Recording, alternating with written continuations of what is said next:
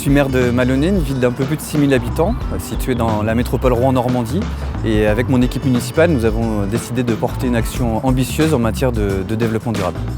La ville a délibéré en janvier 2012 une politique énergie-climat qui globalise sur 4 années 172 actions à porter sur l'ensemble de nos compétences, faire parler du territoire à l'extérieur, avoir une démarche d'exemplarité et d'essaimer aussi à l'échelle du territoire et de montrer que oui, c'est possible de travailler les transitions, quelles qu'elles soient, à l'échelle d'une collectivité.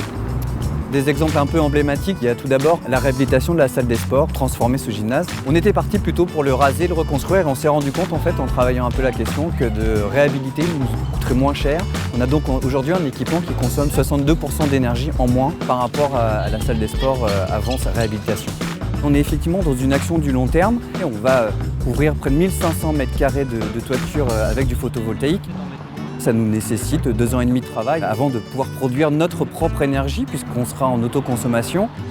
Sur la mobilité, la collectivité a fait le choix de parier sur 2 technologies, à savoir l'électrique pour les véhicules qui font peu de kilomètres dans la ville et pour les véhicules qui ont besoin d'aller plus loin ou d'emporter des charges un peu plus lourdes. La collectivité a fait le choix d'aller plutôt vers le GNV, le gaz naturel de ville, pour une mobilité plus propre pour demain. Un autre exemple concret, c'est le lancement là, au printemps 2017 de la construction d'une chaufferie bois qui va nous permettre de desservir plusieurs équipements publics. On a préféré travailler la question de comment se chauffer avec moins de rejet de CO2 dans l'atmosphère.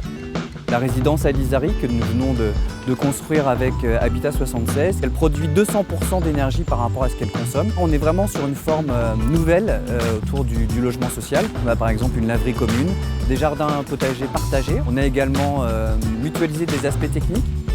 C'est une approche globale qu'on a souhaité porter avec l'équipe municipale, c'est-à-dire que c'est tout simple. À Malonné, on a changé de paire de lunettes et systématiquement sur tous les projets de la ville, les élus, les services chaussent cette paire de lunettes du développement durable.